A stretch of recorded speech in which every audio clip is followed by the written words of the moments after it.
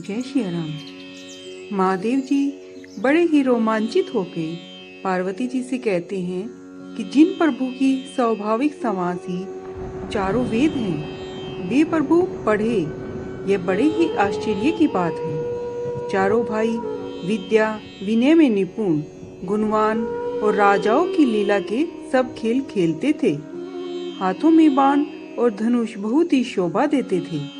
वह रूप देखकर सब चराचर मोहित हो जाते थे। जिन गलियों में वे सब भाई खेलते थे, उन गलियों में सब स्त्री पुरुष चकित हो जाते थे। अयोध्यापुरी में रहने वाले पुरुष, स्त्री, बूढ़े और बालक, इन सब को कृपालु रामचंद्र जी प्राणों से भी अधिक प्यारे लगते थे।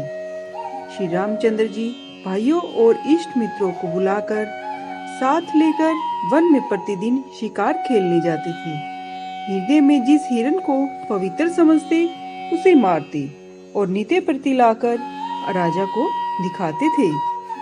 जो हिरण राम जी के बाण से मारे जाते, वे शरीर त्याग कर स्वर्ग को चले जाते। छोटे भाई और मित्रों के साथ भोजन करते और माता पिता की आज्ञा के अनुसार चलते थे। जिस भांति नगरवासी सुखी होते, कृपा निधान राम जी वही लीला करते थे। वेद पुराण मन लगाकर सुनते और छोटे भाइयों को भी स्वयं समझाकर कहते हैं। नित्य प्रातः काल उठकर रघुनाथ जी माता पिता और गुरु को मस्तक नवाकर आज्ञा मांगकर नगर का राजकार्य करते हैं। यह चरित्र देखकर राजा मन में प्रसन्न होते थे। जो व्यापक, अकाल, इच्छाहीन, अजन्मा और निर्गुण है और जिनके नाम और रूप नहीं है, वही भगवान भक्तों के लिए भांति भांति अनोखी लीलाएं करते थे। यह सब सुंदर चरित्र मैंने वर्णन किया। अब आगे की कथा मन लगाकर सुनो। ज्ञानी विश्वामित्र मुनि वन में अच्छा आश्रम बनाकर रहते थे। वहाँ मुनिजन जप, यज्ञ और योग करते थे, किंतु मारीच और सुभाव से डरते थे। यज्ञ देखते ही राक्षस दौड़ आते थे और ऐसा उपद्रव करते थे कि जिससे मुनि लोग दुखी पावे। विश्वामित्र के मन में यह चिंता हुई कि हरि के बिना यह पापी राक्षस नहीं मरेंगे। तब मुनिवर ने मन में यह विचार किया कि प्रभु रामचंद्र जी ने पृथ्वी का भार उतारने के लिए अवतार लिया है। इस बहाने से जाकर प्रभु के चरणों के दर्शन करूं और विनती करके दोनों भाइयों को यहाँ लाऊं। जो प्रभु ज्ञान, वैराग्य और सब गुणों के धाम है, उन प्रभु को मैं अपने नेत्र भर के देख भी लूंगा। इस प्रकार मनोरथ करते हुए जाते देर नहीं लगी। फिर सरयू नदी के जल में स्नान कर राजसभा में गए। जब राजा मुनि के आने के बारे में सुना, तो वे ब्राह्मण मंडली को संग लेकर महाराजा दशरथ उनसे मिलने के लिए गई। राजा ने मुनि को दंडवत करके आदर पूर्वक अपने आसन पर बिठाया, चरण धोकर भली भांति से पूजा की और कहा, आज मेरे समान धन्य कोई और नहीं है। फिर अनेक प्रकार से भोजन करवाए। मुनि श्रेष्ठ ने हृदय में अत्यंत आनंद पाया। फिर राजा ने चारों पुत्रों को बुलाकर मुनि के चरणों में प्रणाम करवाया।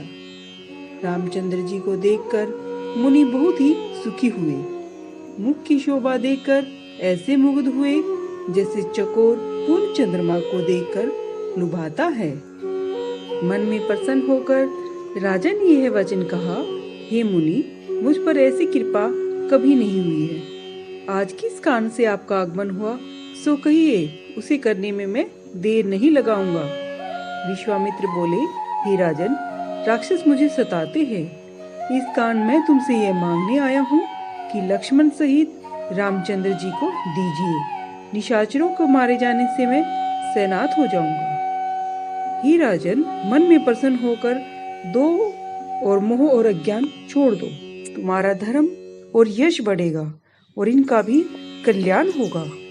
बहुत अप्रिय वचन सुनकर राजा का हृदय कांपने लगा और मुख का तेज फीका पड़ गया और बोले, चौथेपन में मैंने 4 पुत्र पाए हैं। हे विप्र, आपके विचार पर वचन नहीं कहा।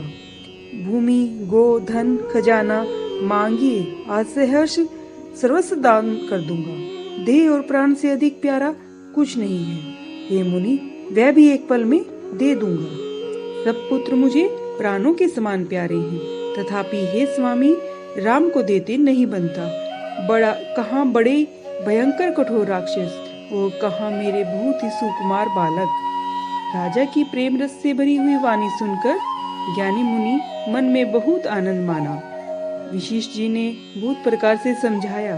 तब राजा ने सब संदेह दूर किया, बड़े आदर से दोनों पुत्रों को बुलाया और छाती से लगाकर बहुत प्रकार से शिक्षा दी और कहा, हे नाथ, यह दोनों पुत्र मेरे प्राण हैं, आप ही इनके पिता हैं, अब आज से कोई दूसरा नहीं।